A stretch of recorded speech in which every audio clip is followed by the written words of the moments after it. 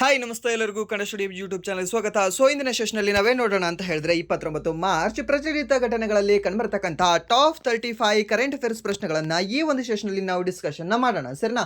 ಹಾಗಾದ್ರೆ ಬನ್ನಿ ವಿಡಿಯೋನ ಸ್ಟಾರ್ಟ್ ಮಾಡೋಣ. ವಿಡಿಯೋ ಸ್ಟಾರ್ಟ್ ಮಾಡೋಕ್ಕಿಂತ ಮುಂಚೆ ವಿಡಿಯೋ ಕೊನೆವರೆಗೂ ನೋಡಿ ಅಂತ ಹೇಳುತ್ತೆ. ಹಾಗೆ ವಿಡಿಯೋ ಕೊನೆವರೆಗೂ ನೋಡಿದ ನಂತರ ವಿಡಿಯೋ ಇಷ್ಟ ಆದರೆ ಪ್ಲೀಸ್ ವಿಡಿಯೋನ ಲೈಕ್ ಮಾಡಿ, ಸಬ್ಸ್ಕ್ರೈಬ್ ಮಾಡಿ. ಇಫ್ ನಿಮಗೆ ವಿಡಿಯೋ ಇಷ್ಟ ಆಗಲಿಲ್ಲ ಅಂದರೆ ಆಬ್ವಿಯಸ್ಲಿ ಡಿಸ್ಲೈಕ್ ಮಾಡಿ ಅಂತ ಹೇಳ್ತಾ, ಹಾಗೆ ನಾವು ಇಲ್ಲಿವರೆಗೂ ಮಾಡಿರ್ತಕ್ಕಂಥ ಕರೆಂಟ್ ಅಫೇರ್ಸ್ ಕ್ಲಾಸ್ಗಳನ್ನು ಯಾರು ನೋಡಿಲ್ಲ ಅಲ್ವಾ, ಪ್ಲೀಸ್ ನೀವು ಪ್ಲೇಲಿಸ್ಟಲ್ಲಿ ಹೋಗಿ ಚೆಕ್ ಮಾಡ್ಕೊಂಡು ನೋಡ್ಕೊಳ್ಳಿ. ಹಾಗೆ ಜಿಕೆ ಕ್ಲಾಸ್ಗಳನ್ನು, ಅನಲೈಸಿಸ್ ಕ್ಲಾಸ್ಗಳನ್ನು ಸಹ ನೋಡ್ಕೊಂಡು ನೀವು ಬಹುದು. ಓಕೆ, ಹಾಗಾದ್ರೆ ಬನ್ನಿ ಮೊದಲ ಪ್ರಶ್ನೆ ಏನಿದೆ ಅಂತ ನೋಡೋಣ. ಏನಿದೆ ಮೊದಲ ಪ್ರಶ್ನೆ? 2026 ಮಾರ್ಚ್ 28ರಂದು ಆಚರಿಸಲಾದ ಅರ್ತ್ ಅವರ್ ಅಭಿಯಾನದ ಘೋಷವಾಕ್ಯ ಯಾವುದಾಗಿದೆ ಅಂತ ಕೊಟ್ಟಿದ್ದಾನೆ. ನಾವು ಅರ್ತ್ ಅವರ್ನ ಆಚರಣೆ ಮಾಡ್ತೀವಿ. ಯಾವ ಒಂದು ತಿಂಗಳಲ್ಲಿ ಆಚರಣೆ ಮಾಡ್ತೀವಿ ಅಂದ್ರೆ ಮಾರ್ಚ್ ತಿಂಗಳಲ್ಲಿ ನಾವು ಪ್ರತಿ ವರ್ಷ ಆಚರಣೆ ಮಾಡ್ತೀವಿ. ಈ ವರ್ಷ ಯಾವ ದಿನದಂದು ನಾವು ಆಚರಣೆ ಮಾಡ್ತಾ ಇದೀವಿ ಅಂದ್ರೆ ಮಾರ್ಚ್ 28ರಂದು ನಾವು ಆಚರಣೆನ ಮಾಡ್ತಿದ್ವಿ. ಯಾವುದು? ಈ ಒಂದು ಅರ್ತ್ ಅವರ್ ಅಂತ ಆಚರಣೆ ಮಾಡ್ತೀವಿ. ಹಾಗಾದ್ರೆ ಆ ಒಂದು ಅರ್ತ್ ಅವರ್ನ ಘೋಷವಾಕ್ಯ ಏನಾಗಿದೆ ಅಂತ ಕೇಳಿದ್ದಾನೆ. ಏನಾಗಿದೆ ಘೋಷವಾಕ್ಯ? ಹೇಳ್ಬೋದಾ? ಏನಾಗಿದೆ? ಆಪ್ಷನ್ ಎ, ನಮ್ಮ ಭೂಮಿಯನ್ನು ಉಳಿಸಿ ಪ್ರಕೃತಿಗಾಗಿ ಸಮಯ ನೀಡಿ, give an hour for earth ಅಂತ ಕೊಟ್ಟಿದ್ದಾನೆ. ಆ್ಯಂಡ್ ದೆನ್ ಆಪ್ಷನ್ಸ್ ಏನಿದೆ ಅಂದರೆ ಈ ಒಂದು ಹಸಿರು ಭವಿಷ್ಯಕ್ಕಾಗಿ ಒಂದಾಗಿ ಅಂತ ಕೊಟ್ಟಿದ್ದಾನೆ. ಹಾಗಾದರೆ ಸರಿಯಾದ ಉತ್ತರ ಯಾವುದಾಗುತ್ತೆ? ಗಿವ್ 1 ಅವರ್ ಫಾರ್ ಅರ್ತ್ ಅಂತ ಆಗುತ್ತೆ. ಸರಿನಾ? ಏನಾಗುತ್ತೆ ಇದು? ಗಿವ್ 1 ಅವರ್ ಫಾರ್ ಅರ್ತ್ ಅನ್ನೋದು ಈ ವರ್ಷದ ಅರ್ತ್ ಅವರ್ನ ಒಂದು ಘೋಷವಾಕ್ಯ ಆಗಿದೆ, ಥೀಮ್ ಆಗಿದೆ. ಇದನ್ನು ನೆನ್ಪಿಟ್ಕೊಳ್ಳಿ. ಆ್ಯಂಡ್ ದೆನ್ ನೆಕ್ಸ್ಟ್ ಪ್ರಶ್ನೆ, 2025ನೇ ಸಾಲಿನ ಪ್ರತಿಷ್ಠಿತ ಸರಸ್ವತಿ ಸಮ್ಮಾನ್ ಪ್ರಶಸ್ತಿಗೆ ಭಾಜನರಾದ ಬಂಗಾಳ ಸಾಹಿತಿ ಯಾರು ಅಂತ ಕೊಟ್ಟಿದ್ದಾನೆ. ಯಾರಿದ್ದಾರೆ ಸರ್ ಇವರು ಬಂಗಾಳದ ಸಾಹಿತಿ? ಆಪ್ಷನ್ ಎ ಡಾಕ್ಟರ್ ರಾಮ್ಕುಮಾರ್ ಮುಖ್ಯೋಪಾಧ್ಯಾಯ ಅವರು, ಆಪ್ಷನ್ ಬಿ ಶಂಖ ಘೋಷ್ ಅವರು, ಆಪ್ಷನ್ ಸಿ ಅಮಿತಾವ್ ಘೋಷ್ ಅವರು, ಆಪ್ಷನ್ ಡಿ ಏನಿದೆ ಅಂದರೆ ಸುನೀಲ್ ಗಂಗೋಪಾಧ್ಯಾಯ ಅಂತ ಕೊಟ್ಟಿದ್ದಾರೆ. ಇದಕ್ಕೆ ಸರಿಯಾದ ಉತ್ತರ ಯಾವುದಾಗುತ್ತೆ?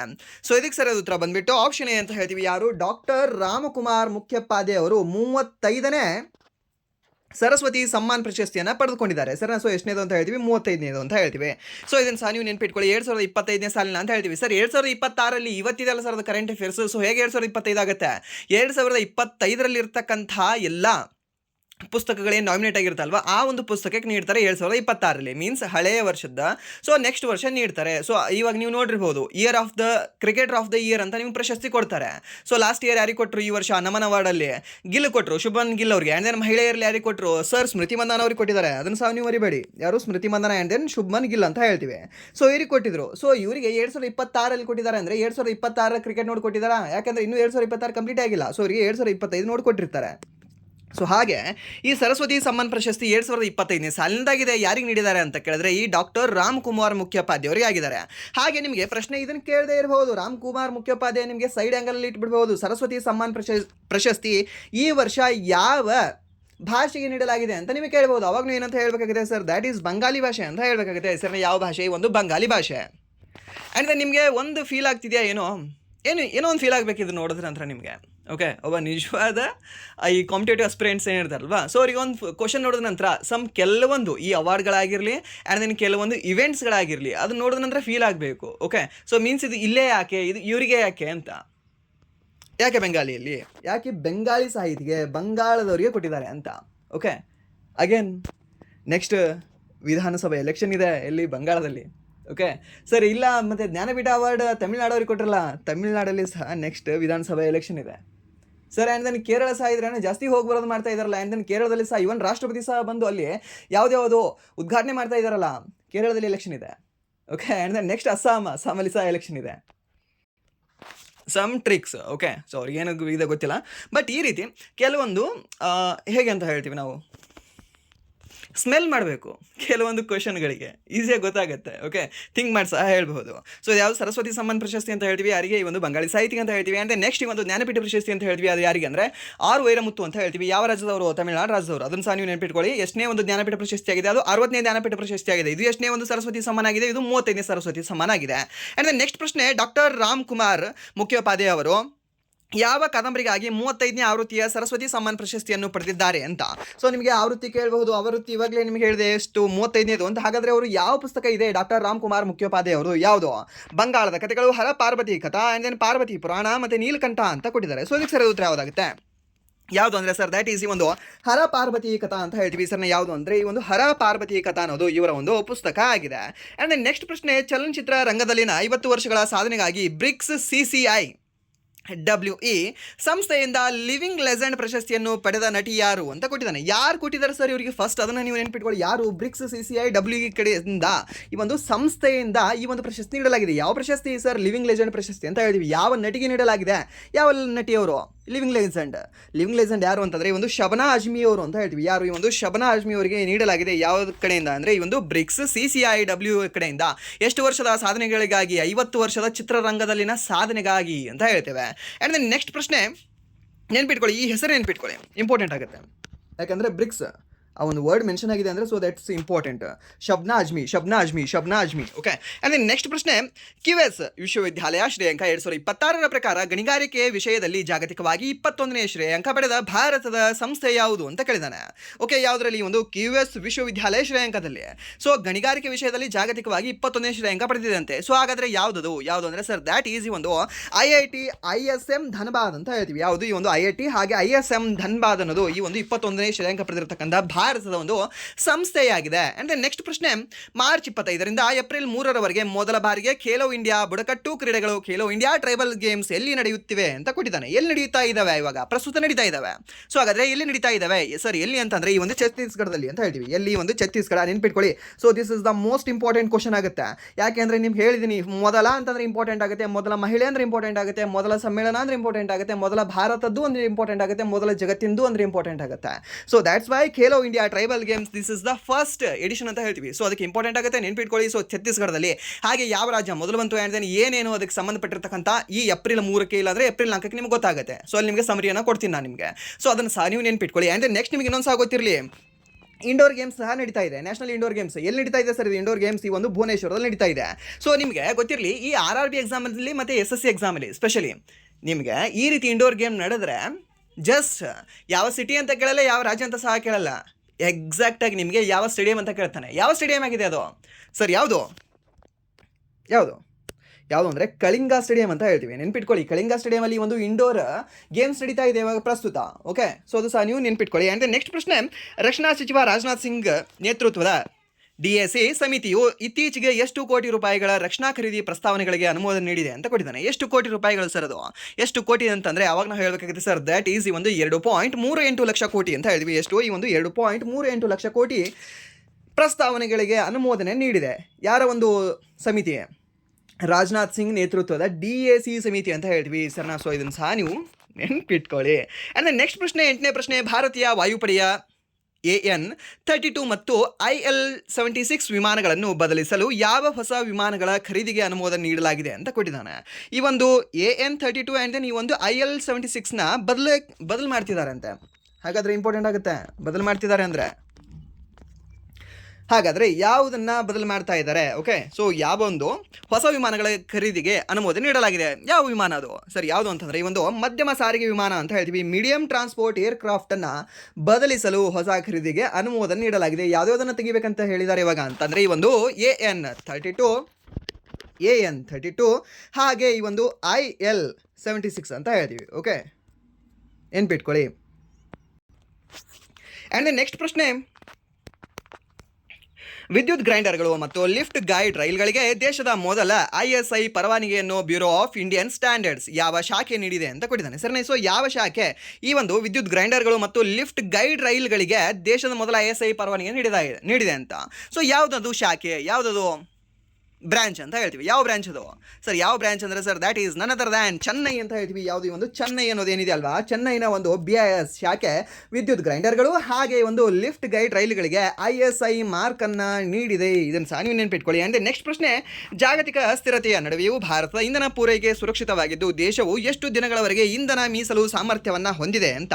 ಸೊ ಎಷ್ಟು ದಿನಗಳ ಒಂದು ಮೀಸಲು ಸಾಮರ್ಥ್ಯವನ್ನು ಹೊಂದಿದೆ ನಮ್ಮ ಭಾರತ ದೇಶ? ಎಷ್ಟು ಅಂತಂದರೆ ಸರ್ ದ್ಯಾಟ್ ಈಸ್ 74 ದಿನಗಳು ಅಂತ ಹೇಳ್ತೇವೆ. ಎಷ್ಟು? 74 ದಿನಗಳು. ಆ್ಯಂಡ್ ನೆಕ್ಸ್ಟ್ ಪ್ರಶ್ನೆ, ಅಂಟಾರ್ಟಿಕಾದಲ್ಲಿ ಭಾರತದ ಹೆಜ್ಜೆ ಗುರುತನ್ನು ವಿಸ್ತರಿಸಲು ಸರ್ಕಾರವು ಇತ್ತೀಚೆಗೆ ಯಾವ ಹೊಸ ಸಂಶೋಧನಾ ಕೇಂದ್ರದ ನಿರ್ಮಾಣಕ್ಕೆ ಅನುಮೋದನೆ ನೀಡಿದೆ ಅಂತ ಕೊಟ್ಟಿದ್ದಾನೆ. ಸೊ ಯಾವುದು? ಎಲ್ಲಿ? ಅಂಟಾರ್ಟಿಕಾನ ಅಥವಾ ಅಂಟಾರ್ಟಿಕಾ ಅಂತ ಕೊಟ್ಟಿದ್ದಾನೆ. ಸೊ ಮೀನ್ಸ್ ಸೌತಲ್ಲಿ. ಯಾವುದದು ಸರ್? ಯಾವುದು ಅಂತಂದರೆ ಈ ಒಂದು ಭಾರತಿ 2 ಅಂತ ಹೇಳ್ತೀವಿ. ಯಾವುದು? ಈ ಒಂದು ಭಾರತಿ 2. ಈ ಒಂದು ಭಾರತಿ 2 ಸಂಶೋಧನಾ ಕೇಂದ್ರಕ್ಕೆ ಅನುಮೋದನೆ ನೀಡಿದೆ. ಯಾವುದು? ಭಾರತಿ 2 ಅಂತ ಹೇಳ್ತೇವೆ. ಆ್ಯಂಡ್ ನೆಕ್ಸ್ಟ್ ಪ್ರಶ್ನೆ, ಪ್ರಾದೇಶಿಕ ಸಂಪರ್ಕವನ್ನು ಹೆಚ್ಚಿಸಲು 100 ಬಳಕೆಯಾಗದ ವಿಮಾನ ನಿಲ್ದಾಣ ಮತ್ತು 200 ಹೆಲಿಪ್ಯಾಡ್ಗಳನ್ನು ನಿರ್ಮಿಸುವ ಯಾವ ಯೋಜನೆಯನ್ನು ಇತ್ತೀಚೆಗೆ ಪರಿಷ್ಕರಿಸಲಾಗಿದೆ? ಯಾವ ಒಂದು ಯೋಜನೆಯಲ್ಲಿ ಯಾವ ಯೋಜನೆ ಸರ್? ದ್ಯಾಟ್ ಈಸ್ ಈ ಒಂದು ಉಡಾನ್ ಯೋಜನೆ ಅಂತ ಹೇಳ್ತೀವಿ. ಯಾವ ಒಂದು ವರ್ಷ ಈ ಒಂದು ಉಡಾನ್ ಯೋಜನೆ ಬರುತ್ತೆ? 2016 ಬರುತ್ತೆ. ಆ್ಯಂಡ್ ನೆಕ್ಸ್ಟ್ ಪ್ರಶ್ನೆ, IVFRT ಯೋಜನೆಯನ್ನು ಯಾವ ವರ್ಷದವರೆಗೆ ವಿಸ್ತರಿಸಲು ಕೇಂದ್ರ ಸರ್ಕಾರ ನಿರ್ಧರಿಸಿದೆ ಅಂತ ಕೊಟ್ಟಿದ್ದಾನೆ. ಯಾವುದು ಈ ಒಂದು IVFRT ಯಾವ ಒಂದು ವರ್ಷದವರೆಗೆ ವಿಸ್ತರಿಸಲು ಸರ್ಕಾರ ಅನುಮೋದನೆ ನೀಡಿದೆ? ಸರ್ ಯಾವ ವರ್ಷ ಅಂದರೆ ಸರ್ ದ್ಯಾಟ್ ಈಸ್ 2031 ಅಂತ ಹೇಳ್ತೀವಿ. ಸರ್ ಯಾವ ವರ್ಷ? ಈ ಒಂದು 2031ರವರೆಗೆ ವಿಸ್ತರಿಸಲು ಸರ್ಕಾರ ಅನುಮೋದನೆ ನೀಡಿದೆ. ಯಾವುದು? ಈ ಒಂದು IVFRT ಯೋಜನೆಯನ್ನು. ಆ್ಯಂಡ್ ನೆಕ್ಸ್ಟ್ ಪ್ರಶ್ನೆ, ಶಾಲೆಗಳನ್ನು ಮಾದಕ ಮುಕ್ತಗೊಳಿಸಲು ಮಿಷನ್ ಮೋಡ್ನಲ್ಲಿ ಉಪಕ್ರಮಗಳನ್ನು ಜಾರಿಗೆ ತರಲು ಶಿಕ್ಷಣ ಸಚಿವಾಲಯ ಯಾವ ಯೋಜನೆಯಡಿ ಸೂಚನೆ ನೀಡಿದೆ ಅಂತ ಕೊಟ್ಟಿದ್ದಾನೆ. ಯಾವ ಒಂದು ಯೋಜನೆಯಡಿ ಸೂಚನೆ ನೀಡಿದೆ? ಯಾವ ಯೋಜನೆ ಅಂದರೆ ಸರ್ ದ್ಯಾಟ್ ಈಸ್ ಈ ಒಂದು ನಶಾಮುಕ್ತ ಭಾರತ್ ಅಂತ ಹೇಳ್ತೀವಿ. ಯಾವುದು? ಈ ಒಂದು ನಶಾಮುಕ್ತ ಭಾರತ ಯೋಜನೆ ಅಡಿಯಲ್ಲಿ ಈ ಮಿಷನ್ ಮೋಡ್ ಉಪಕ್ರಮಗಳನ್ನು ಜಾರಿಗೆ ತರ್ತಾ ಇದೆ. ಯಾವ ಸಚಿವಾಲಯ ಸರ್? ದ್ಯಾಟ್ ಈಸ್ ಒಂದು ಶಿಕ್ಷಣ ಸಚಿವಾಲಯ ಅಂತ ಹೇಳ್ತೇವೆ. ಆ್ಯಂಡ್ ನೆಕ್ಸ್ಟ್ ಪ್ರಶ್ನೆ, ಫ್ರಾನ್ಸ್ನಲ್ಲಿ ನಡೆದ G7 ವಿದೇಶಾಂಗ ಸಚಿವರ ಸಭೆಯಲ್ಲಿ ಭಾರತದ ಪರವಾಗಿ ಭಾಗವಹಿಸಿದವರು ಯಾರು ಅಂತ. ಸೊ ಕಣ್ಣು ಮುಚ್ಕೊಂಡು ಆಪ್ಷನ್ ಎ ಅಂತ ಟಿಕ್ ಹಾಕೋದಲ್ಲ. ಸೊ ಇಲ್ಲಿ ಏನು ಕೇಳಿದ್ದಾನೆ? G7 ಅಂತ ಅಷ್ಟೇ ಅಲ್ಲ, G7 ವಿದೇಶಾಂಗ ಸಚಿವರ ಸಭೆ ಅಂತ ಕೇಳಿದ್ದಾನೆ. ಸೊ ಕನ್ಫ್ಯೂಷನ್ ಆಗ್ತದೆ ಎಕ್ಸಾಮಲ್ಲಿ, ಸ್ವಲ್ಪ ಟೆನ್ಷನಲ್ಲಿ ಇದ್ದೇ ಇರ್ತದೆ ಮನುಷ್ಯ. ಸೊ ಅದಕ್ಕೆ ಏನಾಗ್ತದೆ, ಓಕೆ G7 ಹಾಕು ಭಾರತ ಪ್ರಧಾನಮಂತ್ರಿ ಅಂತ. ಅಲ್ಲ, ಸೊ ಅಲ್ಲಿ ಏನು ಕೇಳಿದಾನೆ? G7 ವಿದೇಶಾಂಗ ಸಚಿವರ ಸಭೆ ಅಂತ ಕೊಟ್ಟಿದ್ದಾನೆ.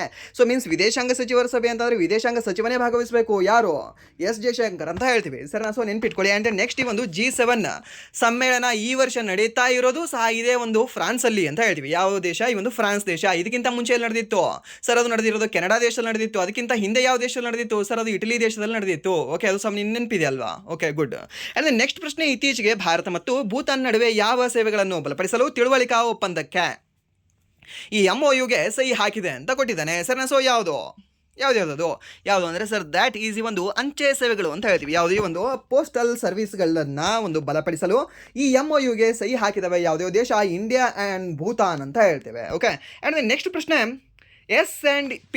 S&P ಗ್ಲೋಬಲ್ ವರದಿಯ ಪ್ರಕಾರ 2026-27 ಹಣಕಾಸು ವರ್ಷದಲ್ಲಿ ಭಾರತದ GDP ಬೆಳವಣಿಗೆಯ ದರ ಎಷ್ಟಿರಲಿದೆ ಎಂದು ಅಂದಾಜಿಸಲಾಗಿದೆ ಅಂತ. ಸೊ ಯಾರ ಪ್ರಕಾರ ಸರ್ ಇದು? ನನ್ನ ಪ್ರಕಾರವಾ, ನಿಮ್ಮ ಪ್ರಕಾರವ, ಅಥವಾ ನೀತಿ ಆಯೋಗದ ಪ್ರಕಾರವಾ? ನೀತಿ ಆಯೋಗದ ಪ್ರಕಾರವಲ್ಲ, ನನ್ನ ಪ್ರಕಾರವಲ್ಲ, ನಿನ್ನ ಪ್ರಕಾರವಲ್ಲ. ಸೊ ಯಾರ ಪ್ರಕಾರ ಅಂದರೆ sir that is S&P global ವರದಿಯ ಪ್ರಕಾರ.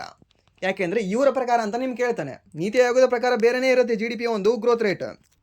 ಓಕೆ. ಆ್ಯಂಡ್ ನೆಕ್ಸ್ಟ್ IMF ಅವರ ಪ್ರಕಾರ ಒಂದು ಗ್ರೋತ್ ರೇಟ್ ಬೇರೆನೇ ಇರುತ್ತೆ ನಮ್ಮ ಭಾರತದ್ದು. ಆ್ಯಂಡ್ ದೆನ್ ನೆಕ್ಸ್ಟ್ ಈ ಒಂದು ಯುನೈಟೆಡ್ ನೇಷನ್ ಅವ್ರ ಪ್ರಕಾರ ನಮ್ಮದು ಬೇರೆನೇ ಇರುತ್ತೆ, WF ಪ್ರಕಾರ ನಮ್ಮದು ಬೇರೆನೇ ಇರುತ್ತೆ. ಬಟ್ ಇಲ್ಲಿ ಏನು ಕೇಳಿದಾನೆ? S&P ಗ್ಲೋಬಲ್ ವರದಿಯ ಪ್ರಕಾರ ನಮ್ಮ ಭಾರತ GDP ಬೆಳವಣಿಗೆ ದರ ಎಷ್ಟಿರಲಿದೆ ಅಂತ ಕೇಳಿದಾನೆ. So ಎಷ್ಟಿರಲಿದೆ sir? ಎಷ್ಟು ಅಂತಂದರೆ ದ್ಯಾಟ್ ಈಸ್ 7.1% ಇರಲಿದೆ ಅಂತ ಹೇಳಿದ್ದಾರೆ. ಸರ್ ಎಷ್ಟು? ಈ ಒಂದು 7.1%.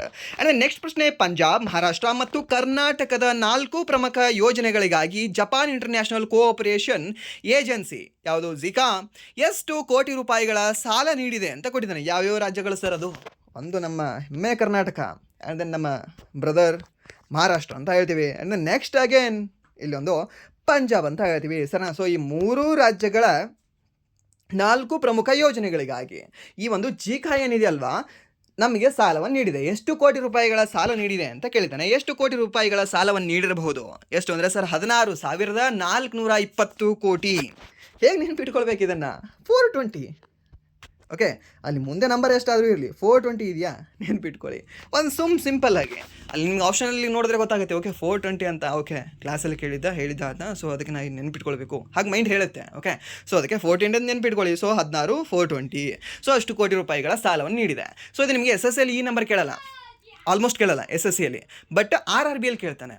RRB ನೀವು ಯಾವುದೇ ಎಕ್ಸಾಮ್ ತೊಗೊಳ್ಳಿ, ಸ್ಪೆಸಿಫಿಕ್ ಡಾಟಾ ಕೇಳ್ತಾನೆ. ಸ್ಪೆಷಲಿ ಎಕನಾಮಿಕ್ ಕರೆಂಟ್ ಅಫೇರ್ಸ್ ಅಂತ ನಾವೇನು ಹೇಳ್ತೀವಲ್ವ, ಈ ರೀತಿಯ ಒಂದು ಕರೆಂಟ್ ಅಫೇರ್ಸ್ಗಳಿಗೆ ಈ ಡಾಟಾನ ಎಕ್ಸಾಕ್ಟ್ ಮೇಂಟೈನ್ ಮಾಡ್ತಾನೆ.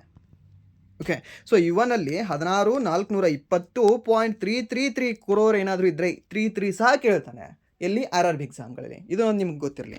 ಆ್ಯಂಡ್ ನೆಕ್ಸ್ಟ್ ನಿಮಗೆ SSL ಏನಾದರೂ ಕೇಳಿದ್ರೆ ಅಲ್ಲಿ ರಫ್ ನಂಬರ್ ಇರುತ್ತೆ. 16 ಕೋಟಿ, ಸೊ 16,000 ಕೋಟಿ, 17,000 ಕೋಟಿ, 17,000 ಕೋಟಿ, ಈ ರೀತಿಗೆ ಇರುತ್ತೆ. ಸೊ ನಿಮಗೆ RRBಯಲ್ಲಿ ಮ್ಯಾಕ್ಸಿಮಮ್ ಒಂದು 99% ನಿಮಗೆ ಎಕ್ಯುರೇಟ್ ಡಾಟಾ ಮೇಂಟೈನ್ ಮಾಡಿರ್ತಾನೆ. ಆ್ಯಂಡ್ ನೆಕ್ಸ್ಟ್ ಪ್ರಶ್ನೆ, ಭಾರತದ ಎಲ್ಲ 22 ಅಧಿಕೃತ ಭಾಷೆಗಳಲ್ಲಿ ಪಿಂಚಣಿ ಸೇವೆಗಳನ್ನು ಒದಗಿಸಲು PFRDA ಯಾವ AI ವಿಭಾಗದೊಂದಿಗೆ ಪಾಲುದಾರಿಕೆ ಮಾಡಿಕೊಂಡಿದೆ ಅಂತ. ಯಾವ ಒಂದು AI ವಿಭಾಗದೊಂದಿಗೆ ಪಾಲುದಾರಿಕೆ ಮಾಡಿಕೊಂಡಿದೆ ಸರ್? ಯಾವುದು ಅಂದರೆ ಸರ್ ದ್ಯಾಟ್ ಈಸ್ ಒಂದು ಭಾಷಿಣಿ ಅಂತ ಹೇಳ್ತೀವಿ. ಭಾಷಿಣಿ ಅನ್ನೋದು ಏನಾಗಿದೆ? ಈ ಒಂದು AI ಲ್ಯಾಂಗ್ವೇಜ್ ಆಗಿದೆ. AI ಟ್ರಾನ್ಸ್ಲೇಷನ್ ಲ್ಯಾಂಗ್ವೇಜ್ ಅಂತ ಹೇಳ್ತೀವಿ ಇದನ್ನು. ಯಾವುದೇ ಒಂದು ಭಾಷಿಣಿ ಅನ್ನೋದು ಏನಂತ ಅಂದರೆ ಟ್ರಾನ್ಸ್ಲೇಷನ್ ಮಾಡುತ್ತೆ. ಗೂಗಲ್ ಟ್ರಾನ್ಸ್ಲೇಟ್ ನಾವು ಬಳಸ್ತೀವಲ್ವಾ, ಸೊ ಅದೇ ರೀತಿ ಇದೊಂದು ಟ್ರಾನ್ಸ್ಲೇಷನ್ ಆಗಿದೆ. ಸೊ ಇದು ಯಾರ ಜೊತೆಗೆ ಪಾಲುದಾರಿಕೆ ಮಾಡ್ಕೊಂಡಿದೆ, ಯಾರ ಜೊತೆಗೆ ಅಂತಂದರೆ ಇವ್ರ ಜೊತೆ PFRD ಅವ್ರ ಜೊತೆ ಕೈಯನ್ನು ಶೇಕ್ ಮಾಡಿದೆ. ಹಾಗಾದರೆ ನಿಮಗೆ ಒಂದು ಇಂದಿನ ಹೋಮ್ವರ್ಕ್ ಪ್ರಶ್ನೆ, PFRDನ ಅಧ್ಯಕ್ಷ ಯಾರಿದ್ದಾರೆ ಪ್ರಸ್ತುತ ಅಂತ. ಓಕೆ, ಸೊ ಈ ಕ್ವಶನ್ ಲಾಸ್ಟ್ ಡೆಲ್ಲಿ ಪೊಲೀಸ್ ಎಕ್ಸಾಮಲ್ಲಿ 3 ಬಾರಿ ಕೇಳಿದ್ದ, 3 ಶಿಫ್ಟ್ಗಳಲ್ಲಿ. ಓಕೆ, ಸೊ ಇದನ್ನು ನೀವು ಕಾಮೆಂಟ್ನ ಮಾಡಿ. ಆ್ಯಂಡ್ ನೆಕ್ಸ್ಟ್ ಪ್ರಶ್ನೆ, ಪ್ಯಾರಿಸ್ ಒಪ್ಪಂದದ ಅಡಿಯಲ್ಲಿ ಇನ್ನೊಂದು ನಿಮಗೆ GKL ಬರುತ್ತಲ್ವಾ. ಸೊ 22 ಅಧಿಕೃತ ಭಾಷೆಗಳು. ಸೊ ಹಾಗಾದರೆ ಭಾಷೆಗಳ ಬಗ್ಗೆ ಹೇಳ್ತಕ್ಕಂತಹ ನಮ್ಮ ಭಾರತದ ಸಂವಿಧಾನದ ಅನುಸೂಚಿ ಯಾವುದು ಅಂತ ಕೇಳ್ತಾ ನಿಮಗೆ 8ನೇ ಅನುಸೂಚಿ ಅಂತ ಹೇಳ್ತೀವಿ. ಈ ಒಂದು 8ನೇ ಅನುಸೂಚಿಯಲ್ಲಿ ನಿಮಗೆ ಟೋಟಲ್ 22 ಭಾಷೆಗಳು ಕಂಡು ಬರ್ತವೆ. ಹಾಗಾದರೆ ಮೂಲ ಸಂವಿಧಾನದಲ್ಲಿ 22 ಭಾಷೆಗಳು ಕಂಡು ಬರ್ತಾ ಇತ್ತಾ? ಇಲ್ಲ, 14 ಭಾಷೆಗಳು ಮಾತ್ರ ಕಂಡು ಬರ್ತಾ ಇತ್ತು. ಆ 14 ಭಾಷೆಯಲ್ಲಿ ನಮ್ಮ ಕನ್ನಡ ಇತ್ತಾ? ಹೌದು, ನಮ್ಮ ಕನ್ನಡ ಇತ್ತು. ಸೊ ಹಾಗಾದರೆ ಯಾವ್ಯಾವುದು ಇರಲಿಲ್ಲ ಅಂತ ನಮ್ಗೆ ಗೊತ್ತಿರಬೇಕು. ಸೊ 21ನೇ ತಿದ್ದುಪಡಿಯ ಮೂಲಕ ಸಿಂಧಿ ಭಾಷೆಯನ್ನು ಸೇರ್ಪಡೆ ಮಾಡ್ತಾರೆ 15ನೇ ಭಾಷೆಯಾಗಿ. Okay, and then next Konkani, Manipuri, Nepali 16, 17, 18ನೇ ಭಾಷೆಗೆ ಸೇರ್ಪಡೆ ಮಾಡ್ತಾರೆ. ಎಷ್ಟನೇ ತಿದ್ದುಪಡಿಯ ಮೂಲಕ? ಸರಿ, 71ನೇ ತಿದ್ದುಪಡಿಯ ಮೂಲಕ. ಆ್ಯಂಡ್ ದೆನ್ ನೆಕ್ಸ್ಟ್ 21 ಕೂಡಿಸಿರಿ ಎಷ್ಟಾಗುತ್ತೆ? 1 1 2 7 2 9 92 ಆಯಿತು. ಸೊ ಹಾಗಾದರೆ ಈ ಒಂದು 92ನೇ ತಿದ್ದುಪಡಿಯ ಮೂಲಕ ಬೋಡೋ, ಡೋಗ್ರಿ, ಮೈಥಿಲಿ, ಸಂತಾಲಿ ಎಂಬ ಈ ಒಂದು 4 ಭಾಷೆಗಳನ್ನು ಸೇರ್ಪಡೆ ಮಾಡ್ತಾರೆ. ಯಾವ ವರ್ಷ? 2002ರಲ್ಲಿ ಸೇರ್ಪಡೆ ಮಾಡ್ತಾರೆ. ಸೊ ಇದು ಸಹ ನಿಮಗೆ ನೆನ್ಪಿಟ್ಕೊಳ್ಳಿ, ಯಾಕೆಂದರೆ ಇದು ನಿಮಗೆ ಕೇಳುವ ಚಾನ್ಸಸ್ ಜಾಸ್ತಿ ಇದೆ. ಈ ಟಾಪಿಕ್ ಮೇಲೆ, ಈ ಒಂದು ಭಾಷೆ ಅನ್ನೋ ಟಾಪಿಕ್ ಮೇಲೆ, ಆ್ಯಂಡ್ ದೆನ್ ನೆಕ್ಸ್ಟ್ ಈ ಅನುಸೂಚಿ ಮೇಲೆ, 8ನೇ ಅನುಸೂಚಿಯಲ್ಲಿ ಕಂಡುಬರ್ತಕ್ಕಂತಹ ಈ ತಿದ್ದುಪಡಿಗಳ ಮೇಲೆ ಆಲ್ಮೋಸ್ಟ್ RRB ಫೋಕಸ್ ಮಾಡ್ತಾನೆ. ಪ್ರತಿ ಎಕ್ಸಾಮಲ್ಲೂ ಸಹ ಫೋಕಸ್ ಮಾಡ್ತಾನೆ. ನೀವು ನೋಡಿದರೆ ಒಂದು 10 ಶಿಫ್ಟ್ ಏನಾದರೂ ನಡೆದಿದೆ ಎಕ್ಸಾಮ್ ಅಂತಂದರೆ 10 ಶಿಫ್ಟಲ್ಲಿ ಕನಿಷ್ಠ ಒಂದು 4 ಶಿಫ್ಟಲ್ಲಿ ನಿಮಗೆ ಇದರ ಮೇಲೆ ಕ್ವಶನ್ ಇರುತ್ತೆ. ಸೊ ಅದಕ್ಕೆ ನೀವು ಒಂದು ಸರಿ ಇದನ್ನು ನೋಡ್ಕೊಂಡು ಹೋಗಿ. ಆ್ಯಂಡ್ ದೆನ್ ನೆಕ್ಸ್ಟ್ ಪ್ರಶ್ನೆ, ಪ್ಯಾರಿಸ್ ಒಪ್ಪಂದದ ಅಡಿಯಲ್ಲಿ ಭಾರತವು 2035ರ ವೇಳೆಗೆ ಹೊರಸೂಸುವಿಕೆಯ ತೀವ್ರತೆಯನ್ನು ಎಷ್ಟರಷ್ಟು ಕಡಿಮೆ ಮಾಡುವ ಗುರಿಯನ್ನು ಹೊಂದಿದೆ ಅಂತ ಕೊಟ್ಟಿದ್ದಾನೆ.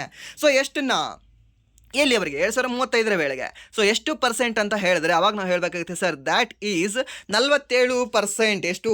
47% ಈ ಹೊರಸೂಸುವಿಕೆಯ ತೀವ್ರತೆಯನ್ನು ಕಡಿಮೆ ಮಾಡಬೇಕು ಅಂತ ಪ್ಲ್ಯಾನನ್ನು ಹಾಕಿಕೊಂಡಿದೆ. ಯಾವ ದೇಶ? ನಮ್ಮ ಭಾರತ ದೇಶ ಅಂತ ಹೇಳ್ತೇವೆ. ಆ್ಯಂಡ್ ನೆಕ್ಸ್ಟ್ ಪ್ರಶ್ನೆ, ಇತ್ತೀಚೆಗೆ ಭಾರತದ ರೂಪಾಯಿ ಮೌಲ್ಯವು $US ಎದುರು ಯಾವ ದಾಖಲೆಯ ಕನಿಷ್ಠ ಮಟ್ಟಕ್ಕೆ ಕುಸಿದಿದೆ? ಸರ್ ಏನಿದೆ ಸರ್? ಇದನ್ನು ಮತ್ತೆ ಪದೇ ಹೇಳ್ತಾ ಇದ್ದಾರೆ. ಆಲ್ರೆಡಿ 1-2 ಕ್ಲಾಸಲ್ಲಿ ಹೇಳಿಲ್ವಾ ಇದನ್ನು? ಮತ್ತೆ ಹೇಳ್ತಾ ಇದ್ದೀನಿ, ನೆನ್ಪಿಟ್ಕೊಳ್ಳಿ. ಎಷ್ಟು ಅಂದರೆ 94.82 ರೂಪಾಯಿ. ಎಷ್ಟು? 94.82 ರೂಪಾಯಿಗಳು. 94 ರೂಪಾಯಿ 82 ಪೈಸೆ ಅಂತ ಹೇಳ್ತೀವಿ. ಸೊ ಇಷ್ಟು ಮಟ್ಟಕ್ಕೆ ಕುಸಿದಿದೆ. ಆಲ್ ಟೈಮ್ ರೆಕಾರ್ಡ್ ಇದು. Okay, so and then next ಇನ್ನೂ ಸ್ವಲ್ಪ ಯುದ್ಧ ಡ್ರ್ಯಾಗ್ ಆಯಿತು ಅಂತಂದರೆ, ಆ್ಯಂಡ್ ದೆನ್ ನಮ್ಮಲ್ಲಿ ಇರತಕ್ಕಂಥ ರೂಲ್ಸ್ಗಳು, ಕರಪ್ಷನ್ ಹೀಗೆ ಇದ್ರೆ ಮೇಂಟೈನ್ ಆಗ್ತಾ ಇತ್ತು ಅಂದರೆ ಇದು 94 ಇದ್ದು 194 ಆಗೋಕ್ಕೆ ಭಾಳ ಕಡಿಮೆ ಸಮಯ ಬೇಕಾಗಿಲ್ಲ. ಓಕೆ, ಸೊ ಯಾಕೆಂದರೆ 2014ರಲ್ಲಿ 67 ಇರೋದು, ಸೊ ಇವಾಗ ಕರೆಂಟ್ಲಿ 94ಕ್ಕೆ ಬಂದಿದೆ. ಸೊ ಮೀನ್ಸ್ ಜಾಸ್ತಿನೇ ಆಗ್ತಾ ಇದೆ. ಸೊ ಹಾಗೆ ಆಗಬಹುದು. ಆ್ಯಂಡ್ ನೆಕ್ಸ್ಟ್, ಪೆಟ್ರೋಲ್ ಮತ್ತು ಡೀಸೆಲ್ ಮೇಲಿನ ಚಿಲ್ಲರೆ ಬೆಲೆಗಳನ್ನು ಸ್ಥಿರಗೊಳಿಸಲು ಕೇಂದ್ರ ಸರ್ಕಾರವು ಯಾವುದನ್ನು ಶೂನ್ಯಕ್ಕೆ ಇಳಿಸಿದೆ ಅಂತ ಕೊಟ್ಟಿದ್ದಾನೆ. ಯಾವುದನ್ನು ಶೂನ್ಯಕ್ಕೆ ಇಳಿಸಿದೆ? ಯಾವುದನ್ನು ಕೇಳಿ, ಇಲ್ಲಿ ಕ್ವಶನ್ ಕರೆಕ್ಟಾಗಿ ನೋಡಿ. ಪೆಟ್ರೋಲ್ ಮತ್ತು ಡೀಸೆಲ್ ಮೇಲಿನ ಚಿಲ್ಲರೆ ದರಗಳನ್ನು, ಯಾವುದು? ಪೆಟ್ರೋಲ್ ಮತ್ತು ಡೀಸೆಲ್ ಮೇಲಿನ ಚಿಲ್ಲರೆ ಬೆಲೆಗಳನ್ನು ಸ್ಥಿರಗೊಳಿಸಲು ಕೇಂದ್ರ ಸರ್ಕಾರ ಇದನ್ನು ಶೂನ್ಯಕ್ಕೆ ಇಳಿಸಿದೆ. ಯಾವುದನ್ನು ಸರ್? ಯಾವುದನ್ನು ಅಂದರೆ ಸರ್, ದ್ಯಾಟ್ ಈಸ್ ವಿಶೇಷ ಹೆಚ್ಚುವರಿ ಅಬಕಾರಿ ಸುಂಕ ಅಂತ ಹೇಳ್ತೀವಿ. ಯಾವುದು? ಈ ಒಂದು ಅಬಕಾರಿ ಸುಂಕ. ಹಾಗಾದರೆ ಪೆಟ್ರೋಲ್ ಮೇಲೆ ಅಬಕಾರಿ ಸುಂಕ ಆಗುತ್ತೋ ಆಗಲ್ವೋ? ಬರುತ್ತೋ ಬರಲ್ವೋ? ಬರುತ್ತೆ. ಆ್ಯಂಡ್ ನೆಕ್ಸ್ಟ್ ಪ್ರಶ್ನೆ, ಇತ್ತೀಚೆಗೆ ನೇಪಾಳದ ಇತಿಹಾಸದಲ್ಲಿ ಅತ್ಯಂತ ಕಿರಿಯ ಪ್ರಧಾನಮಂತ್ರಿಯಾಗಿ ಯಾರು ಪ್ರಮಾಣ ವಚನ ಸ್ವೀಕರಿಸಿದ್ದಾರೆ ಅಂತ. ಸೊ ಯಾರು ಪ್ರಮಾಣ ವಚನ ಸ್ವೀಕರಿಸಿದ್ದಾರೆ ಸರ್? ಇವರು ಯಾರು ಅಂದರೆ option A KP Sharma Oli. So ಇವರು 46ನೇ ಪ್ರಧಾನಮಂತ್ರಿ ಆಗಿದ್ದರು. ನಿಮಗೆ ಗೊತ್ತು ಸರ್, ಯಾಕೆಂದರೆ ಈ ಬಾಳೇಂದ್ರ ಶಾ ಅವರು ಏನಿದಾರಲ್ವ, ಇವರು 47ನೇದಾಗಿದ್ದಾರೆ. ಜಸ್ಟ್ ಎಸ್ಟರ್ಡೇ ಇದನ್ನು ಆರ್ಟಿಕಲ್ ಓದಿದೆ. ಸೊ 47ನೇದವರಾಗಿದ್ದಾರೆ. ಸೊ ಇವರು 46ನೇದವರು ಅಂತ ಈಸಿಯಾಗಿ ಗೊತ್ತಾಗುತ್ತೆ, ಗೆಸ್ ಮಾಡಿ ಹೇಳ್ಬೋದು. ಯಾಕೆಂದರೆ ಜಸ್ಟ್ ಇವ್ರಿಗಿಂತ ಹಿಂದೆ ಇವರೇ ಇದ್ರಲ್ವಾ, KP ಓಲಿ ಶರ್ಮಾ ಅವರು. ಸೊ ಹಾಗೆ ನೆಕ್ಸ್ಟ್ ಪ್ರಚಂಡ ಅಲ್ಲ, ಶೇರ್ ಬಹದ್ದೂರ್ ದೇವ್ಬಾ ಅಲ್ಲ. ಸೊ ಯಾರು ಅಂತಂದರೆ ಈ ಬಾಳೇಂದ್ರ ಶಾ ಅಂತ ಹೇಳಿದ್ವಿ. ಬಾಳೇಂದ್ರ ಶಾ ಮೂಲತಃ ವೃತ್ತಿಯಿಂದ ಏನಾಗಿದ್ದಾರೆ ಇವರು? ರಾಜಕೀಯ ವ್ಯಕ್ತಿಯಾಗಿದ್ದಾರಾ? ಈಸ್ ಅ ರ್ಯಾಪರ್ ಇವರು. ಓಕೆ, ಸೊ ರ್ಯಾಪರ್ ಹೇಳ್ತೇವಲ್ವ ಸಾಂಗ್. ಸೊ ಆ ರ್ಯಾಪರ್ ಇವರು ಮ್ಯೂಸಿಷಿಯನ್ ಅಂತ ಹೇಳ್ಬೋದು. ಆ್ಯಂಡ್ ದೆನ್ ನೆಕ್ಸ್ಟ್ ಸಿಂಗರ್ ಅಂತ ಸಹ ಹೇಳ್ಬೋದು ಇವರಿಗೆ. ಯಾರು? ಈ ಒಂದು ಬಾಳೇಂದ್ರ ಶಾ ಅವ್ರಿಗೆ. ಆ್ಯಂಡ್ ದೆನ್ ಹಾಗಾದರೆ ಇವರ ದೇಶದ ಯಾರು? ನೇಪಾಳ ದೇಶದ ಪಾರ್ಲಿಮೆಂಟನ್ನು ನಾವು ಯಾವ ಹೆಸರಿಂದ ಕರಿತೀವಿ?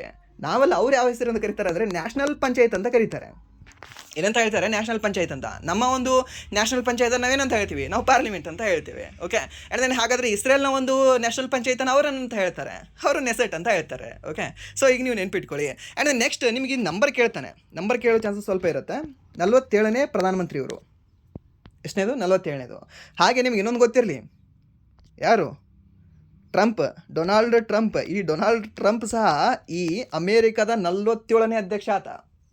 ಮ್ಯಾಚ್ ಆಗುತ್ತೆ ಅಲ್ವಾ 1947 ಎರಡು ಮಾಡೆಲ್ಗಳು ನೆನ್ಪಿಟ್ಕೊಳ್ಳಿ. ಸೊ ಈ ಮಾಡೆಲ್ ಹೆಂಗಿದೆ, ಈ ಮಾಡೆಲ್ ಓಲ್ಡ್ ಇದೆ, ಬಟ್ ಎರಡು ಮಾಡೆಲ್ಗಳು ಸ್ವಲ್ಪ ಕ್ಲೇವರ್ ಆಗಿದ್ದಾವೆ ಅಂತ ನೀವು ನೆನ್ಪಿಟ್ಕೊಳ್ಳಿ, ನೆನ್ಪುಳಿತದೆ. ಸೊ ಈಗ ಒಂದು ಸ್ವಲ್ಪ ಲಿಂಕ್ ಮಾಡಿ ನೆನ್ಪಿಟ್ಕೊಳ್ಳಿ, ನೆನ್ಪುಳಿಬಹುದು. ಅಂದರೆ ನೆಕ್ಸ್ಟ್ ಪ್ರಶ್ನೆ, ಹಾರ್ಮುಜ್ ಜಲಸಂಧಿಯ ದಿಗ್ಬಂಧನದ ನಡುವೆಯೂ ಇರಾನ್ ಇತ್ತೀಚೆಗೆ ಎಷ್ಟು ರಾಷ್ಟ್ರಗಳಿಗೆ ಮಾತ್ರ ಆ ಜಲಸಂಧಿಯ ಮೂಲಕ ಸಂಚರಿಸಲು ಅನುಮತಿ ನೀಡಿದೆ ಅಂತ ಕೊಟ್ಟಿದ್ದಾನೆ. ಯಾವ ದೇಶಗಳು ಅಂತ ನಿಮ್ಗೆ ಹೇಳ್ತೀನಿ, 5 ದೇಶಗಳು ನೆನಪಿಟ್ಕೊಳ್ಳಿ. ಸರ್, ಒಂದು ನಮ್ಮ ಇಂಡಿಯಾ. ಹೌದು ಸರ್, ನಮ್ಮ ಇಂಡಿಯಾದ ಒಂದು ಪರಮ ಮಿತ್ರ ಪಾಕಿಸ್ತಾನ ಸರ್, ಅಲ್ಲ ಸರ್, ಪರಮಶತ್ರು. ಹಾಗಾದರೆ and then next China, and then China ಜೊತೆ ರಷ್ಯಾ. ಇವರ 4ರ ಜೊತೆಗೆ ಮತ್ಯಾರು ಈ ಮಧ್ಯಪ್ರಾಚ್ಯದ ಇನ್ನೊಂದು ದೇಶ ಆಗಿರ್ತಕ್ಕಂಥ ಇರಾನ್ ಅಲ್ಲ, ಇರಾಕ್ ದೇಶ. ಈ 1 2 3 4 5 ದೇಶಗಳಿಗೆ ಅನುಮತಿಯನ್ನು ನೀಡಿದೆ. ಸೊ ಎಷ್ಟು ದೇಶಗಳು? 5 ದೇಶಗಳು. 5 ದೇಶ ಅಂತ ನಂಬರ್ ನೆನ್ಪಿಟ್ಕೊಂಡ್ರಲ್ಲ, ಸೊ ಅಲ್ಲಿ ಪಂಚ ಅಂತ ನೆನ್ಪಿಟ್ಕೊಂಡು ಈ ಒಂದು 5 ದೇಶಗಳನ್ನ ನೆನ್ಪಿಟ್ಕೊಳ್ಳಿ. ಹೇಗೆ? ಸೊ ಈಗ ಮಧ್ಯಸ್ಥಿಕೆ ವಹಿಸ್ತಾ ಇರತಕ್ಕಂಥ ದೇಶ ಯಾವುದು ಸರ್? ಇದು ಪಾಕಿಸ್ತಾನ. ಆ್ಯಕ್ಚುಲಿ ನಮ್ಮ ಭಾರತಕ್ಕೆ ಮುಜುಗರ ಇದು. ನಮ್ಮ ಭಾರತ ಇಲ್ಲಿ ಕೈ ನೀಡಬಹುದಾಗಿತ್ತು. ಸೊ ನಾನು ಮಧ್ಯಸ್ಥಿಕೆ ವಹಿಸಿ ಅವರಿಬ್ಬರಿಗೆ ಸಹ ಶಾಂತಿಯನ್ನು ನಾನು ದೊರಕಿಸ್ಕೊಡ್ತೀನಿ ಅಂತ, ಬಟ್ ಇವರು ಮಾಡಲಿಲ್ಲ. ಸೊ ಇವರೇನೋ ಇದರ ಕೈ ಮೂಗು ತೋರಿಸ್ತಾ ಇದ್ದಾರೆ ಪಾಕಿಸ್ತಾನದವರು. ಸೊ ಮೀನ್ಸ್ ಇವರಿಗೆ ಈ ಇರಾನ್ ಜೊತೆಗೆ ಒಳ್ಳೆ ಸಂಬಂಧ ಇದೆ ಅಂದಂಗಾಯಿತು. ಸೊ ಹಾಗಾದರೆ ಇವರಿಗೆ ಅನುಮತಿ ಕೊಟ್ಟಿರ್ತಾರೆ. ಆ್ಯಂಡ್ ನಮ್ಮ ಇಂಡಿಯಾ ಕೊಟ್ಟಿದ್ದಾರೆ ಅಂತ ನಿಮ್ಗೆ ಗೊತ್ತೇ ಇದೆ. ಆ್ಯಂಡ್ ದೆನ್ ರಷ್ಯಾ ಮತ್ತು ಚೀನಾ ಈ ಇರಾನ್ಗೆ ಸಪೋರ್ಟ್ ಇದೆ ಅಂತ ಸಹ ನಿಮ್ಗೆ ಗೊತ್ತಿದೆ. ಸೊ ಈ 4 ನೆನಪು ಉಳಿತವೆ. ಸೊ ಹಾಗಾದರೆ ಇಲ್ಲಿ ಮಧ್ಯಪ್ರಾಚ್ಯದ ಯಾವ ದೇಶ ಅಂತಂದರೆ ಇರಾಕ್ ದೇಶವೂ ಸಹ ಇರಾನ್ಗೆ ಸಪೋರ್ಟ್ ಇದೆ. ಯಾಕೆ?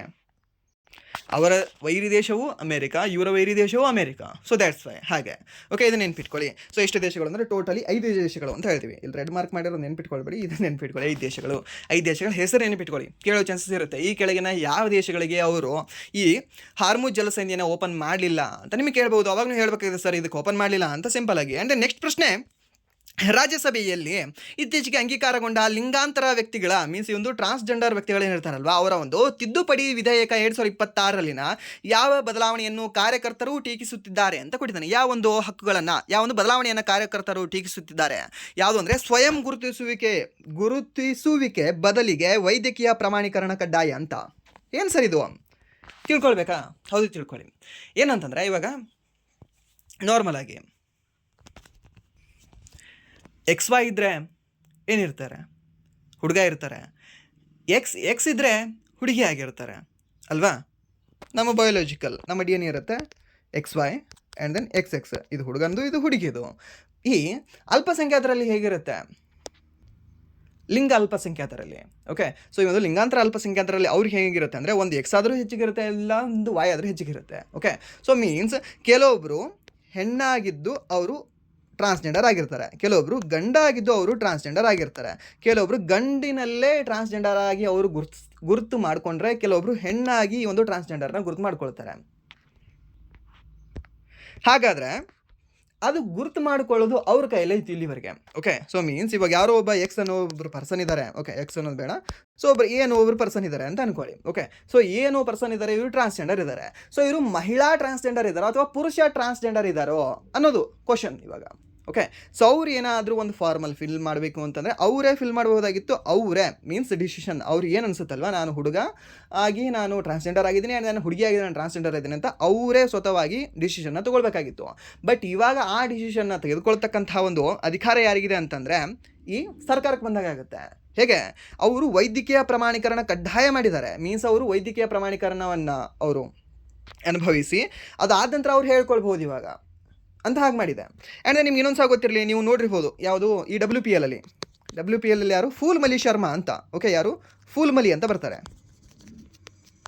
ಫೂಲ್ ಮಲಿ ಅವ್ರು ಏನಿದಾರಲ್ಲ ಇವರು ಟ್ರಾನ್ಸ್ಜೆಂಡರ್ ಇದ್ದಾರೆ. ಹೌದಾ? ಹೌದು. ಯಾರು WPL ನೋಡ್ತಿರಲ್ವ ಅವ್ರಿಗೆ ಗೊತ್ತಿರುತ್ತೆ ಫೂಲ್ ಮಲಿ ಅನ್ನೋರು ಟ್ರಾನ್ಸ್ಜೆಂಡರ್ ಇದ್ದಾರೆ ಅಂತ. ಹಾಗಾದರೆ ಇವರು ಪುರುಷ ಟ್ರಾನ್ಸ್ಜೆಂಡರ್ ಇದ್ದಾರೆ ಅಥವಾ ಮಹಿಳಾ ಟ್ರಾನ್ಸ್ಜೆಂಡರ್ ಇದ್ದಾರೆ? ಇವರು ಮಹಿಳಾ ಟ್ರಾನ್ಸ್ಜೆಂಡರ್ ಇದ್ದಾರೆ. ಆ್ಯಂಡ್ ದೆನ್ ಹಾಗಾದರೆ ಈ ಮಹಿಳಾ ಟ್ರಾನ್ಸ್ಜೆಂಡರ್ ಇದ್ದಾರೆ ಅನ್ನೋದು ಅವರಾಗೆ ಸ್ವಯಂ ಗುರುತಿಸುವಿಕೆ ಮಾಡ್ಕೊಂಡಿದ್ದಾರೆ ಅಥವಾ ಈ ಒಂದು ವೈದ್ಯಕೀಯ ಪ್ರಮಾಣೀಕರಣ ಆಗಿದೆಯಾ? ಇದು ಫಸ್ಟ್ ಮಾಡ್ಕೊಂಡಿದ್ದಾರೆ ಅವರು. ಆ್ಯಂಡ್ ದೆನ್ ಸೆಕೆಂಡ್ ಇದಾಗಿದೆ. ಯಾಕೆ? ಈ WPLನ ರೂಲ್ಸ್ ಆಗಿರುತ್ತೆ, ಆ್ಯಂಡ್ ದೆನ್ ಕ್ರಿಕೆಟ್ನ ರೂಲ್ಸ್ ಆಗಿರುತ್ತೆ.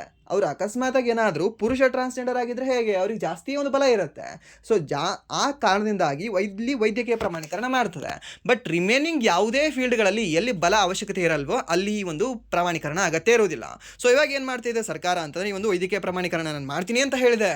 ಸೊ ಅದಕ್ಕೆ ಇವರೆಲ್ಲರೂ ಸಹ ಒಂದು ಕಮ್ಯುನಿಟಿ ಆ್ಯಂಡ್ ದೆನ್ ಇವನ್ ದೇಶ ಆ್ಯಂಡ್ ದೆನ್ ಅಪೋಸಿಷನ್ ಲೀಡರ್ಗಳು. ಸೊ ಇವರಿಗೆ ಟೀಕೆ ಮಾಡ್ತಾ ಇದ್ದಾರೆ. ಓಕೆ, ಇದು ಸಹ ನಿಮ್ಗೆ ಗೊತ್ತಿರಲಿ. ಆ್ಯಂಡ್ ದೆನ್ ನೆಕ್ಸ್ಟ್ ಪ್ರಶ್ನೆ, ಮಾರ್ಚ್ 28, 2026 ಆ್ಯಂಡ್ ದೆನ್ ನಿಮ್ಗೆ ಇನ್ನೊಂದು ಇದ್ರ ಬಗ್ಗೆ ಗೊತ್ತಿರಬೇಕು. ಯಾವ ದೇಶ ಈ ಟ್ರಾನ್ಸ್ಜೆಂಡರ್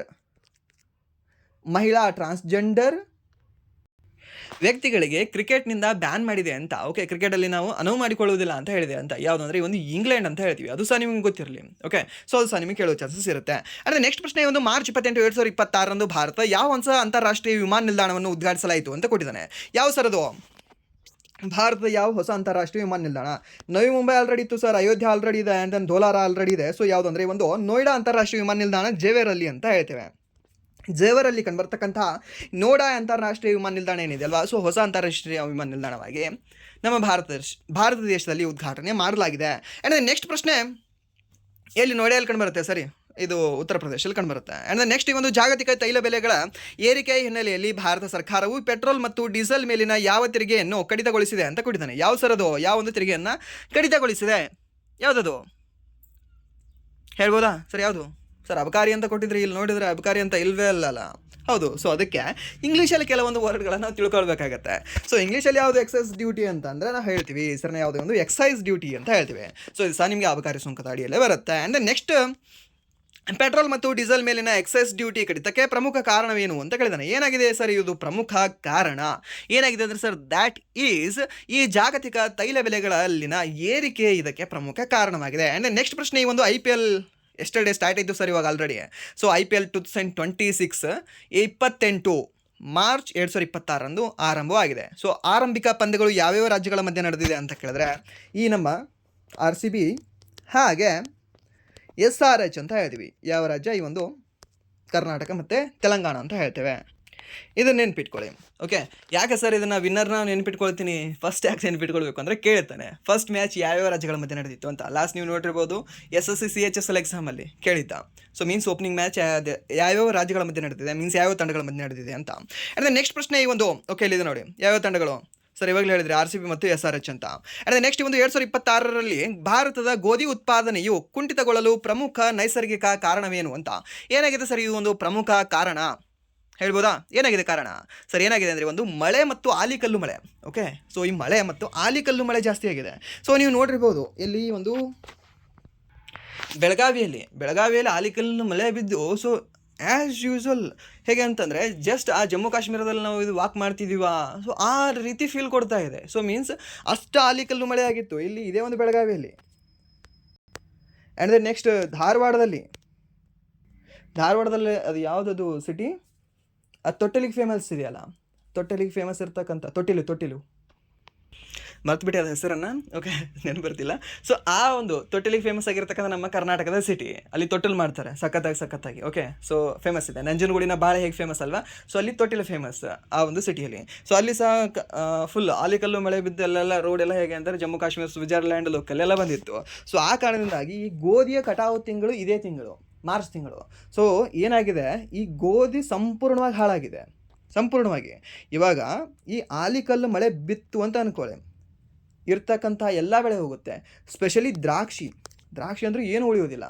ಆ್ಯಂಡ್ ದೆನ್ ನೆಕ್ಸ್ಟ್ ಕಲ್ಲಂಗಡಿ ಜೈಡ್ ಬೆಳೆ ಅಂತ ಹೇಳ್ತೀವಿ, ಇವಾಗ ಇದೇ ತಿಂಗಳಲ್ಲೇ ಬಂದಿರುತ್ತದು. ಓಕೆ, ಸೊ ಜೈಡ್ ಬೆಳೆ ಆಗಿರ್ತಕ್ಕಂಥ ಕಲ್ಲಂಗಡಿ ಹೋಗುತ್ತೆ, ದ್ರಾಕ್ಷಿ ಹೋಗುತ್ತೆ. ಆ್ಯಂಡ್ ದೆನ್ ನೆಕ್ಸ್ಟ್ ಈ ಒಂದು ರಾಬಿ ಕ್ರಾಪ್ ಆಗಿರ್ತಕ್ಕಂಥ ಆಲ್ಮೋಸ್ಟ್ ರಾಬಿ ಕ್ರಾಪ್ ಏನಾದರೂ ಕಟ್ ಮಾಡಿರಲಿಲ್ಲ ಅಂದರೆ ಆಲ್ಮೋಸ್ಟ್ ಎಲ್ಲ ರಾಬಿ ಕ್ರಾಪ್ ಹೋಗುತ್ತೆ. ಯಾವುದು? ಈ ಒಂದು ಆಲಿಕಲ್ಲು ಮಳೆ ಬಿದ್ದಿತ್ತಂದ್ರೆ ಇವಾಗ. ಓಕೆ, ಸೊ ಅದರಲ್ಲಿ ರಾಬಿ ಕ್ರಾಪಲ್ಲಿ ಪ್ರಮುಖವಾದ ಕ್ರಾಪ್ ಯಾವುದು ಅಂದರೆ ಒಂದು ಗೋಧಿ ಅಂತ ಹೇಳ್ತೀವಿ. ಸೊ ಅದು ಆಲ್ಮೋಸ್ಟ್ ಲಾಸ್ ಆಗಿದೆ. ಆ್ಯಂಡ್ ದೆನ್ ನೆಕ್ಸ್ಟ್ ಪ್ರಶ್ನೆ, ಗೋಧಿ ಉತ್ಪಾದನೆಯಲ್ಲಿ ಭಾರತವು ಪ್ರಸ್ತುತ ಜಗತ್ತಿನಲ್ಲಿ ಎಷ್ಟನೇ ಸ್ಥಾನದಲ್ಲಿದೆ ಅಂತ ಕೊಟ್ಟಿದ್ದಾನೆ. ಎಷ್ಟನೇ ಸ್ಥಾನದಲ್ಲಿದೆ ಸರ್ ನಮ್ಮ ಭಾರತ? ಎಷ್ಟನೇ ಸ್ಥಾನ ಅಂದರೆ ಸರ್ ದ್ಯಾಟ್ ಈಸ್ ಎಷ್ಟು ಸರ್? ಮೊದಲ ಸ್ಥಾನ. ಸೊ ಇಲ್ಲ, 2ನೇ ಸ್ಥಾನ. ಹೌದು, ಈ ಒಂದು 2ನೇ ಸ್ಥಾನದಲ್ಲಿ ನಮ್ಮ ಭಾರತ ದೇಶ ಕಂಡು ಬರ್ತಾ ಇದೆ ಸರ್. ಯಾವುದರಲ್ಲಿ? ಈ ಒಂದು ಗೋಧಿಯಲ್ಲಿ. ಹಾಗಾದರೆ ಅಕ್ಕಿಯಲ್ಲಿ ನಾವು ಎಷ್ಟನೇ ಸ್ಥಾನದಲ್ಲಿದ್ದೀವಿ? ಅಕ್ಕಿಯಲ್ಲಿ ನಾವು 1ನೇ ಸ್ಥಾನದಲ್ಲಿದ್ದೀವಿ. ಅಕ್ಕಿಯಲ್ಲಿ ಫಸ್ಟ್ ಇದ್ದೀವಿ, ಗೋಧಿಯಲ್ಲಿ ಸೆಕೆಂಡ್ ಇದ್ದೀವಿ. ಸೊ ನಾವು ಚೀನಾದ್ರ ಮಧ್ಯೆ ನಮ್ಮ ಜೊತೆ ಕಾಂಪಿಟೇಷನ್ ಇರುತ್ತೆ. ಯಾಕೆಂದರೆ ಅತಿ ಹೆಚ್ಚು ಜನಸಂಖ್ಯೆ ಇರೋದು ನಾವೇ, ಸೊ ಅದಕ್ಕೆ ಬೆಳಿಬೇಕಾಗಿರೋದು ನಾವೇ, ರೆಸ್ಪಾನ್ಸಿಬಿಲಿಟಿ ಇರೋದು ನಮ್ಮ ಮೇಲೆ. ಸೊ ಆ್ಯಂಡ್ ನೆಕ್ಸ್ಟ್ ಪ್ರಶ್ನೆ, ಮಾರ್ಚ್ 28, 2026 ಭಾರತದಾದ್ಯಂತ ಬ್ಯಾಂಕುಗಳು ರಜೆ ಇರಲು ಕಾರಣವೇನು ಅಂತ ಕೇಳಿದ್ದಾರೆ. ಯಾಕೆ ಒಂದು 28 ಮಾರ್ಚ್ಗೆ ಎಲ್ಲ ಬ್ಯಾಂಕುಗಳು ರಜೆ ಇತ್ತು? ಯಾಕಿತ್ತು ಹೇಳ್ಬೋದಾ? ಯಾಕೆ ಅಂತಂದರೆ RBI ಬ್ಯಾಂಕ್ ಹಾಲಿಡೇ ಇತ್ತು. ಯಾವಾಗ? ಈ 28 March, yesterday. Okay, and next ಈ ಒಂದು 35ನೇ ಪ್ರಶ್ನೆ, ನೋಯ್ಡಾ ಅಂತಾರಾಷ್ಟ್ರೀಯ ವಿಮಾನ ನಿಲ್ದಾಣದ ಸ್ಥಾಪನೆಯ ಪ್ರಮುಖ ಉದ್ದೇಶವೇನು ಅಂತ ಕೇಳಿದ್ದಾನೆ. ಸೊ ಇದನ್ನು ಹೋಮ್ವರ್ಕ್ ನಂಬರ್ 2 ಆಗಿ ತೊಗೊಂಡು ಈ ಒಂದು ಹೋಮ್ವರ್ಕ್ 1 ಮತ್ತು ಹೋಮ್ವರ್ಕ್ 2 ಎರಡನ್ನ ಸಹ ನೀವು ಕಾಮೆಂಟ್ ಮಾಡಿ ಅಂತ ಹೇಳ್ತಾ, ಸೊ ಇಲ್ಲಿವರೆಗೂ ಕ್ಲಾಸ್ ನೋಡೋದಕ್ಕಾಗಿ ಫಸ್ಟ್ ಆಫ್ ಆಲ್ ಧನ್ಯವಾದಗಳು. ಆ್ಯಂಡ್ ಇಲ್ಲಿವರೆಗೂ ಕ್ಲಾಸ್ ಕೇಳಿ ನಿಮಗೆ ಏನಾದರೂ ಕ್ಲಾಸ್ ಇಷ್ಟ ಆಗಿದ್ರೆ ಪ್ಲೀಸ್ ವಿಡಿಯೋನ ಲೈಕ್ ಮಾಡಿ, ಸಬ್ಸ್ಕ್ರೈಬ್ ಮಾಡಿ. ಇಫ್ ನಿಮಗೆ ವಿಡಿಯೋ ಇಷ್ಟ ಆಗಲಿಲ್ಲ ಅಂದರೆ ಸೊ ಡಿಸ್ಲೈಕ್ ಮಾಡಿ ಅಂತ ಹೇಳ್ತಾ ವಿಡಿಯೋನ ಇಲ್ಲಿಗೆ ಎಂಡ್ ಮಾಡ್ತಾ ಇದ್ದೀನಿ. Once again thank you so much.